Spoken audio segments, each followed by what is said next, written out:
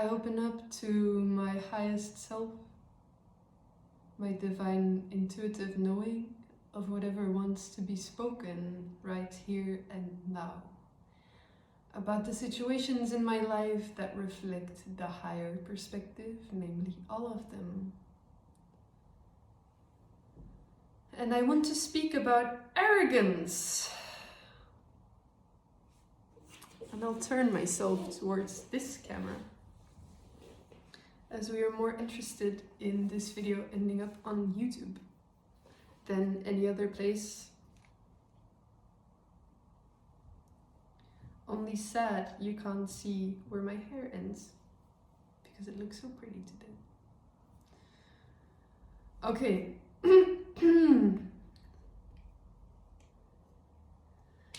Within myself, I'm the most arrogant human being that exists. And I'm kind of serious about this. And people on the outside don't necessarily perceive me as such, because I am used and trained, you could say, to be very humble and to bow down to all people and their cares and worries and emotions, also to all spiritual traditions and their wisdom, to all the knowledge, all the wisdom in this world.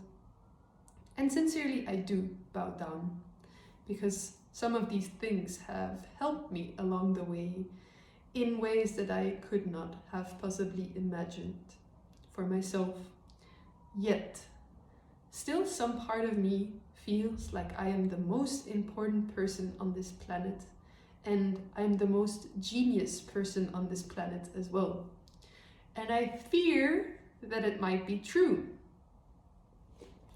So I don't work against this belief in myself, and I'm actually working to express it more, because it's not necessarily because we hide a certain aspect of ourselves that it is not there.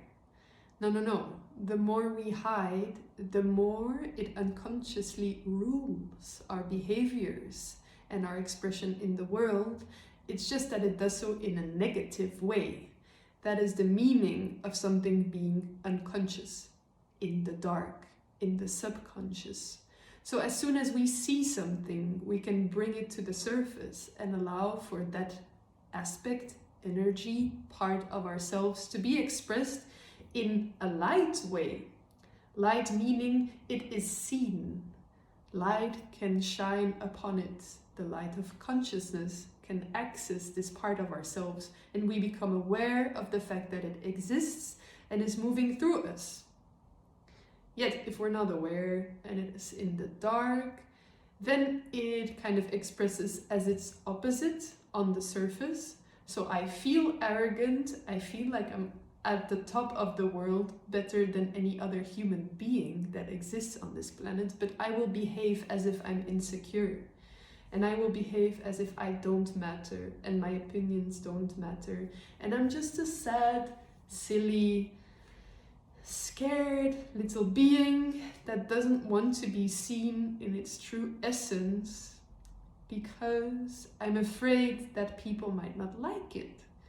They might not like that I'm confident. They might not like that I think of myself as the highest in existence. And they might not like it because it hurts them, it hurts their egos, it hurts the aspect of themselves that secretly thinks this, but is not allowed to express it. So that is what arrogance is about. It is just choosing to express your self-love in some way. It is choosing to express you as you feel you, in your highest ultimate value, without caring what other people think and feel. And it's mostly about this feeling aspect, because we can kind of easily set aside other people's opinions and stop caring about what they think of us. But when we see them struggling, when we see them feeling something, it gets a little bit scary. Because people who feel things, they also do things. They take actions, and they might stab us in the back. Or they might hurt us with their words. Or they might not invite us to their birthday parties anymore once we reveal who we are. So basically, the fear of being judged and the fear of provoking such intense emotions in other people makes the arrogant part of ourselves shut down. And just to be clear, when I name this arrogance, when I name fear, when I name judgment, there is nothing that I actually am afraid of or judging or even considering bad, wrong, or unhealthy. I think every aspect of the human being deserves to be seen, deserves to be acknowledged, and deserves to come into the light, into our awareness, and even into our expression. And that is where most people would probably disagree with me. I can hear my mom saying, well, of course, you can be anything, you can think anything. You are free, but only within your own little cage. Don't bring it to the outside. If you express yourself the way you truly feel yourself, ooh, that's where it gets dangerous. That's where other people start responding. That's where your energy is allowed to flow in through the world and you can be seen. So you can be safely confident without expressing. You can be safely assured of yourself, knowing your own truth, knowing your own opinions, being very steadfast in the way you believe yourself to be a true and good human being. But if you don't challenge yourself and spit it out into the world, then how actually are you that confident being? Sadhguru always says, you are what you share with the world, not what you hold back. So if you want to be love, then allow your love to express itself. If you want to be confidence or even arrogance or even narcissism, or in other words, sure of yourself, honoring your own ideas, inspiration and freedom, then share it with the world the way you would share it with your own self. The way you would share it if you were surrounded with only you yourself in your most sacred and safe space. And this is the truth of life, but of course we don't always perceive it as such. So to get started, you can isolate yourself and get true to yourself within your own space of safety. And this is what I do when I paint, when I create art, when I go into nature. I allow myself to be true to me, and I allow myself to express whatever I feel, whatever I really think and really perceive. And it's ugly, but it need not be pretty if it's true. And truth is the highest alignment, it is the highest orientation, the highest value, and it aligns you with the harmony and the end of suffering of all people.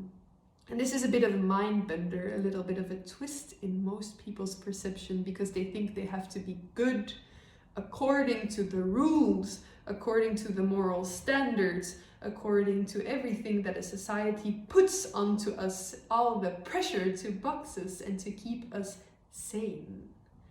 But in fact, we are not sane. And most of us know this. We are not sane in the brain. We're doing many things that don't work. They don't work out for ourselves, but they also don't work out for everyone around us, and they don't work out for the universe at large. They seem to even be harmful.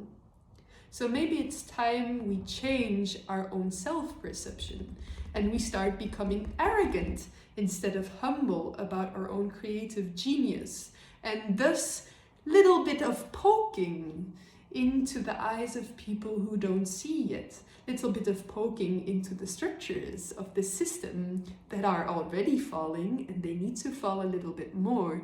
And it's not about the structures being bad, it's not about the people in leadership being bad, it is about the lack of your own self-leadership. Once you lead yourself, fully lead yourself, it means you stop thinking about other people's opinions and feelings. Oh my God, you don't care what I feel? Yes, I don't. And of course I do. Yes, I don't like it when you're angry with me. I don't like it when you're angry with me. I don't like it when you fear me. I don't like it when I hurt you and you're in tears and sad. but I will not step away from what I know is the truth. And I know that once I do this, once I lose track of my own inner guidance, my own compass, that is where true doubt, hesitation, and darkness enters. And I have this compass. I am clear about what is the truth. And it changes. It's not necessarily something that we can hold on to. No, truth is something that changes each and every moment. That is the beauty of it. And what we ought to do as human beings is be attuned to that process of constant change and constant evolution. That is actually how we stay in alignment with truth. Because the force of this universe, the Shakti, that makes the forms of consciousness dance in front of your eyes, it is ever changing. It is ever taking a new form, a new expression, a new voice, a new face, a new alignment. So as soon as we get stuck onto one identity and we claim that as ourselves, we are not ourselves anymore, because ourselves is something that never exists as a solid form. And if you think this through, it's actually quite easy to see. From the moment you were born until the very moment you're in right now, what is the same? Nothing. The way you look is very different. Your body is not at all similar to what it was yesterday. You've consumed different things. Different things became you. The way you feel inside your heart, inside your emotions, it's not the same. The way you think is not the same. New impressions have gathered and are gathering and building inside of yourself to build a new story of your life. New relationships are coming in. All of this, genuinely, think about it.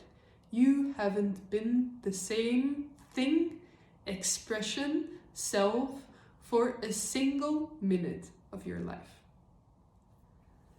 And the reason we are confused about this, and the reason it seems to us as if we are one and the same, is a part of our mind wants to hold on to structure.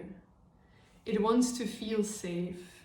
It wants to feel like we're socially comprehensive and coherent in order to build a life. And that is valid. That is the survival mechanism that wants itself to continue. So it needs a certain sense of grip, control. And actually, the area in which we are most controlling is our social life. And this is surprising and also not so surprising, especially nowadays, where in most societies people have food and a roof above their head. The survival mechanism doesn't express as gathering and hunting, it expresses as social safety, social convenience, and social coherence. And we need that. Yes, we do need that. To some extent, we need that social cohesiveness. And we need to be related to other peoples and feel cared for and safe. But if you want to be free, and if you want to be able to operate within that structure without being glued to it and without being an unconscious expression of the structure itself, it means you have to free yourself from all of the thoughts that are inherently part of that structure and not part of you.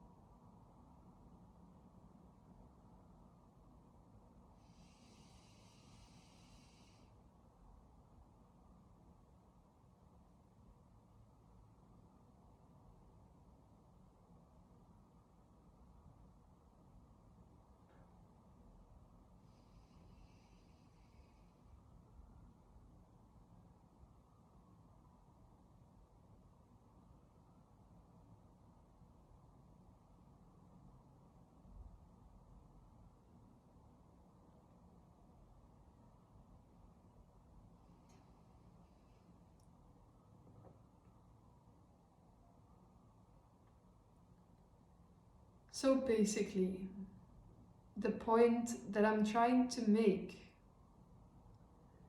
is to explain to you that you are already free. And that you have the freedom to be who you want to be.